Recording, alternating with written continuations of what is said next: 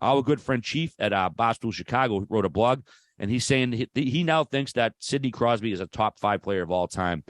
What do you concur with Chief?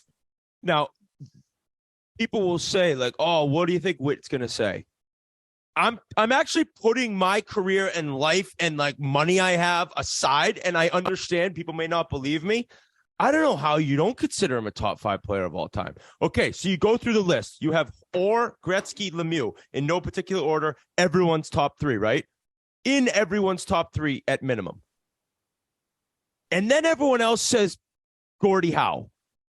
I'm not going to be the guy that's taking Gordie Howe out. I think there was a discussion about this somewhat recently. Was it us? I don't even know. No, we had it at TNT. I said that there's no way I'm taking off. Yes. And Antikari was calling you guys out. It's like, I'm not. Yeah, it was you. I'm not taking Gordie Howe out. Yeah, the fourth line I'm plug sliding off Sid Mr. right Hockey. there. And part of it is what Chief said, and I've said it before. It's very true. It's like the expectations going in is what makes it so incredible. It's like to be told that you're the next one, you're the chosen one. It's actually very similar to that loser LeBron James who can't stop lying. It's like he did it after everyone said he was going to do it at 14, 15 years old. Like for Sid, it's the exact same thing. And there's a bunch of people that argue Ovechkin over Sid. For me, no way.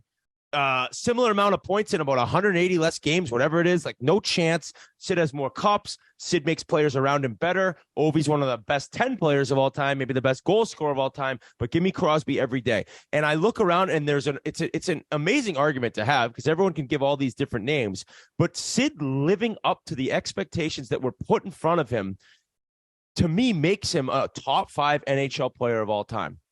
And the length he's done it and the longevity and battling through seasons in which nobody was sure if he was going to play again. He had these injuries. He had the neck injury, the concussion. It's like he just continued to grind and change his game and get better and better. And now to produce at this level, it's like, holy shit, when people thought it was kind of the back nine, he's producing maybe his second best season he's ever had. So how is he not an MVP discussion? I have no idea. I guess he is. I'm just making up that he's not, because this guy is a world-class talent and one of the greatest to ever do it.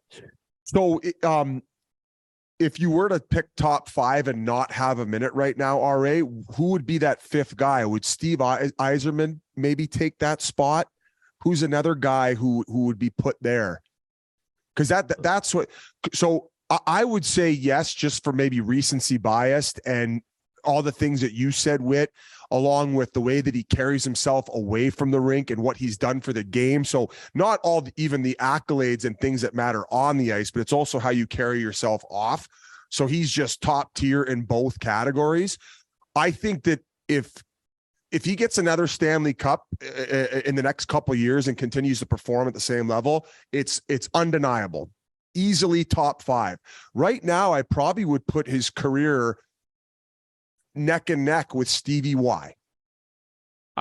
I think that the names, all right, you go ahead quickly. I apologize.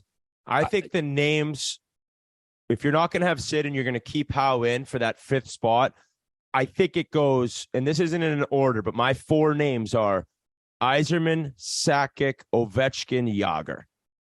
Like those are the 4 to me that kind of just jump off the page as like the greatest to ever do it. And that's not including Bork and Lidstrom. They're kind of right there. All right, go ahead. I apologize. No, a name that comes to me, obviously I'm the fossil of the crew here, but Guy Lafleur, man. I mean, I think he won 5, 6, 7, however many Stanley Cups. And granted, he was on a stacked team, but he was such a dynamic player, obviously a Hall of Famer. But he's a name that comes immediately to mind for myself.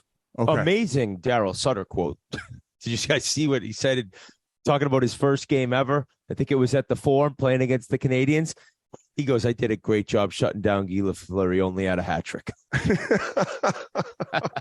think they lost 8-7, he said. The Colt machine. Can I ask a quick question? So, wait, you mentioned Sidney Crosby's lived up to the expectations.